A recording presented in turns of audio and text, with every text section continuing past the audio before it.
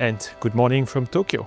It's the 10th of December, it's getting cold, and I'm here with my 35mm prime lens on the a7CII. And I'm gonna shoot a bit of street photography, or whatever you want to call it, basically walk a bunch most of the day and take photos. I also explain some photos, like the thought process behind them, the composition and all that. The weather is very nice, good light, and yeah, let's get things started. I love this with the strong contrast, shadow, highlights, and the moon on top. Just catch also the crown, so pretty nice. Just not a big fan of that little sleeve of harsh lights on the building on the left, just before the edge on the top. But yeah, that's the way it is. Will I ever get bored of K cars? I don't think so. I'm not a big fan of the light in this scene because you see it comes from my back, so it's very harsh, but I like the contrast between these old like residential buildings here and the super modern and tall skyscrapers behind. We also have all the power lines in between. It's pretty interesting, I think. I really like the flow of this scene with the road curving to the right. We have those nice pops of color with the storefront, the tobacco storefront with the vending machine, and also this grilled meat probably. We just got someone like running through the frame, and maybe I'll wait for another person to come to see if it completes the frame a bit better than the previous one. But yeah, it's a cool shot here. The sun has risen already a while ago, but you know, in Tokyo the buildings are so tall that still most things are in the shadow, because when you're in the streets, when the sun is so low like it is now, it gets blocked by all the buildings.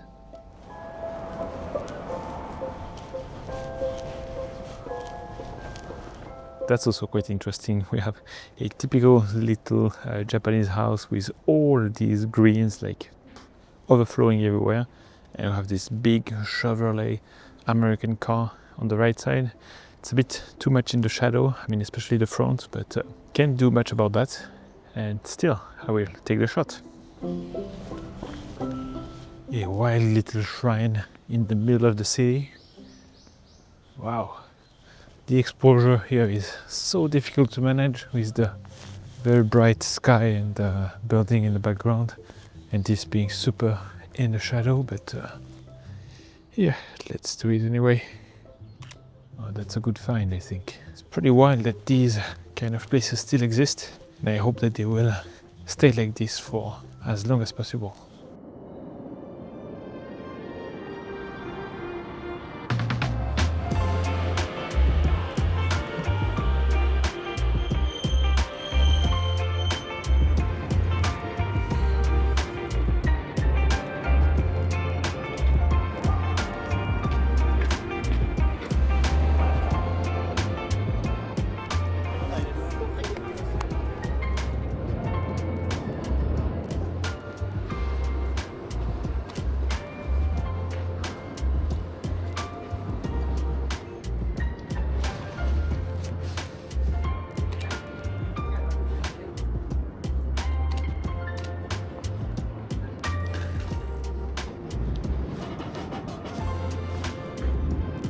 I want someone to walk down the street here, but I need that person to be dressed in like a bright clothing so it doesn't get lost in the dark background.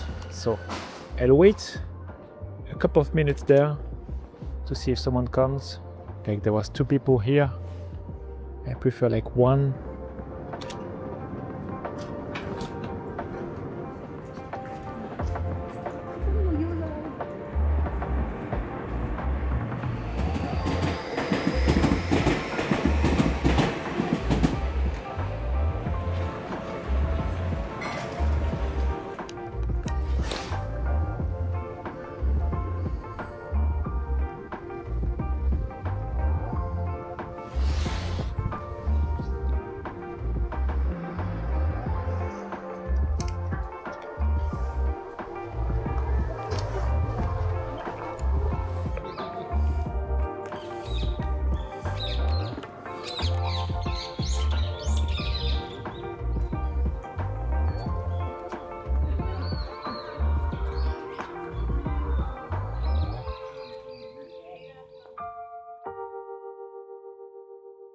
In a recent video where I introduced my minimal yet powerful travel kit that I'm actually using during this trip in Tokyo, I also quickly showed my wallet. And some of you guys identified that as the next step to optimize my minimal kit even more, and I had to agree with you. That's why I've been using gear from Exter that is designed to make travel smoother from wallet to suitcase. And first up, the Exter Wallet Pro. This is a slim, smart wallet with a quick access card mechanism that brings your cards out at the push of a button. It's made out of premium Italian leather, and you can even add a tracker so you never lose your essentials. And speaking of trackers, the Exter Finder Card is this credit card size Bluetooth tracker that fits right into your wallet or your bag. They work with Find My or the Android equivalent, so you can ring it from your phone or see the last location on the map, which is huge when you're on the move. And it's also working when you misplace your wallet at home and don't want to spend hours looking for it. Make it ring and it's back in your hands in seconds. But I also needed a solution for packing clothes more efficiently, especially on multiple days trips, and that's where the Exter Travel Pack Vacuum Kit comes in. These vacuum compression bags and the portable pump let you fit way more in your suitcase, keep everything waterproof, smell-proof, and just save so much space. So whether it's keeping your cards accessible, your luggage trackable, or packing like a pro, Exter has become my go-to travel gear. So check out the links and the code below to grab yours. I think you'll love it, and many thanks to Exter for supporting the channel and sponsoring this video.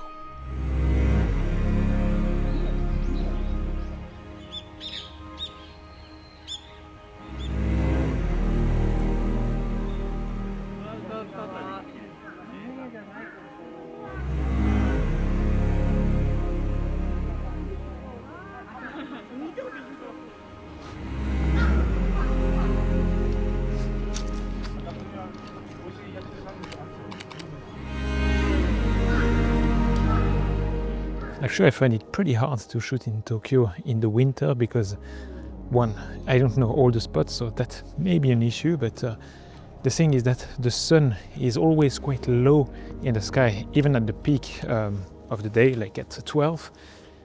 And I always end up in places where there's too many buildings and everything I see is like 90% of shadows and a bit of very bright like areas, maybe a building like hit by some strong sunlight, and it's very contrasty, and most of the time what interests me is in the shadows. So yeah, it's not that easy to shoot here in the winter.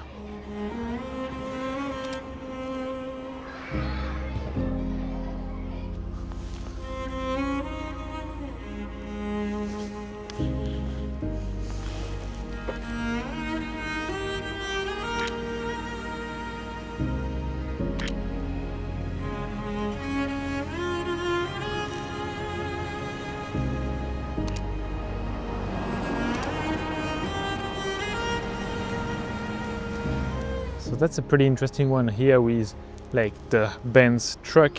We have some big skyscrapers in the background. This tree that frames a little bit the car, and with some orange foliage left, but not too much of it. Like the light is hitting just perfectly on the car. The skyscrapers are also quite visible. There's not too much haze today. It's pretty nice.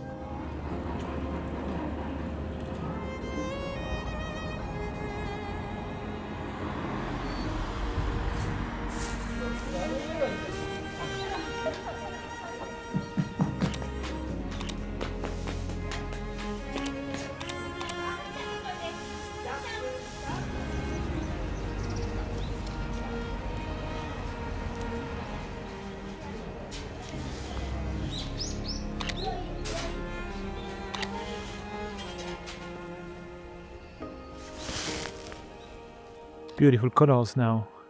Red, orange, green, beautiful light. Very nice. Use this more as a leading line to the stone lantern. That's why I came here on the left to make it pop and come more from the bottom right corner. Looks something like that.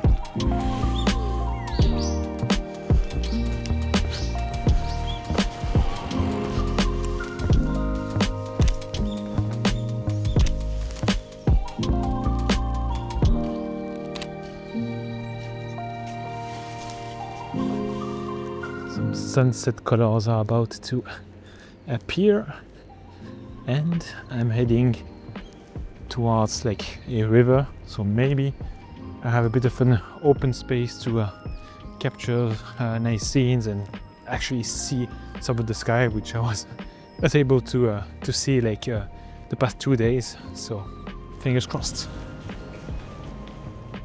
Oh, that's nice, with the sun peeking through like the tree.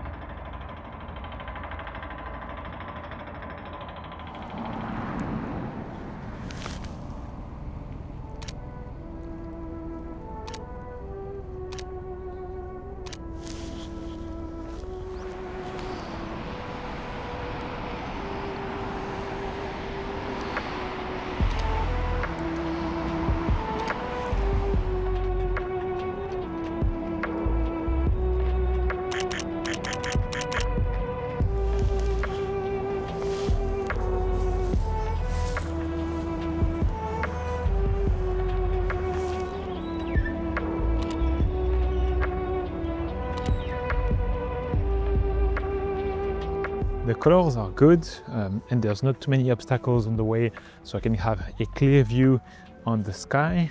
It's just that I'm struggling a bit because there's no strong subjects around here. I couldn't find really something that could be a decent anchor point to my photos. I would say that maybe I took a few photos that worked well because there was a mother with her daughter just by the river, so I could include them in the frame to have some sort of a subject or something to look at, or being part of a larger composition. But otherwise, yeah, it's challenging. That tree here is pretty nice actually, but it's just on the wrong side, I would say, because here like there's no colors and all the warm tones are on the other side. Yeah, quite unfortunate. There might be something here with the reflection. I will have a look. The further down I go, the worse my angle is becoming. But not too bad, not too bad.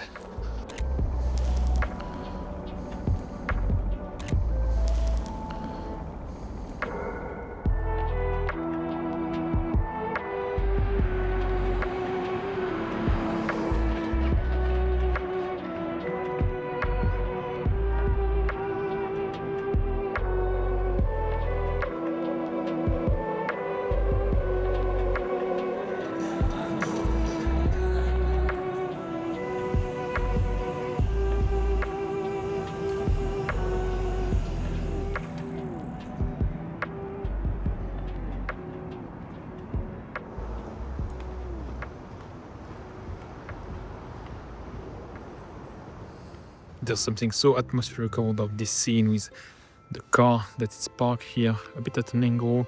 We have the light quite warm coming from the door. I'm not too savvy about cars, so I don't know what kind of model or what year it is, but what I know is that it looks pretty damn cool, and yeah, it's so moody, so atmospheric, and I really love this scene.